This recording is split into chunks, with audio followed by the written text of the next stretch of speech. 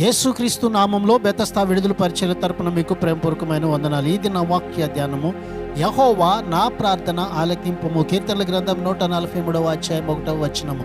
దేవుని విశ్వసనీయత, ఆయన యొక్క వాగ్దానాలు, ఆయన నీతి న్యాయాలకు అనుగుణంగా చేసే ప్రార్థన తప్పక ఫలిస్తుంది. ఎందుకంటే అది దేవుని స్వభావానికి, సంకల్పానికి తగినదై ఉంటుంది. దేవుని వాక్కుకు, ఆయన న్యాయ గుణానికి వ్యతిరేకమైనను ఆయన జవాబు ఇస్తాడని మనం ఎదురు చూడకూడదు. ఇక్కడ దావీదు తాను దేవుని మీద నమ్మకం పెట్టుకున్నానన్న సంగతిపై ఆధారపడి ఆయన్ను సహాయం చేయాలని అడుగుచున్నాడు. ప్రార్థనకు ఇది నిజముగా బలమైన పునాది. కాబట్టి ఇది నా వాక్యాన్ని బట్టి, దేవుడు ఆయన నీతిని బట్టి, విశ్వసనీయతను బట్టి మన ప్రార్థనలకు జవాబు ఇచ్చే వరకు మనము ప్రార్థన చేద్దాం. అట్టి కృపను, ధన్యతను ప్రభు మనందరికను దయచేయునుగాక. ప్రార్థన. కృపగలిగిన దేవా యేసయ్యా, మరొక నూతన దినాన్ని మాకు ఇచ్చినందుకు నీకు వందనాలు, స్తోత్రాలు చెల్లిస్తూ, అయ్యా ఈ ప్రజలు అనేక దినాలుగా ఎందుకొరకు ప్రార్థిస్తున్నారో అట్టి వీరి ప్రార్థన ఆలకించి ప్రతిఫలాన్ని దయచేయమని యేసు నామములో ప్రార్థించి అడిగి వేడుకుంటున్నాము తండ్రి.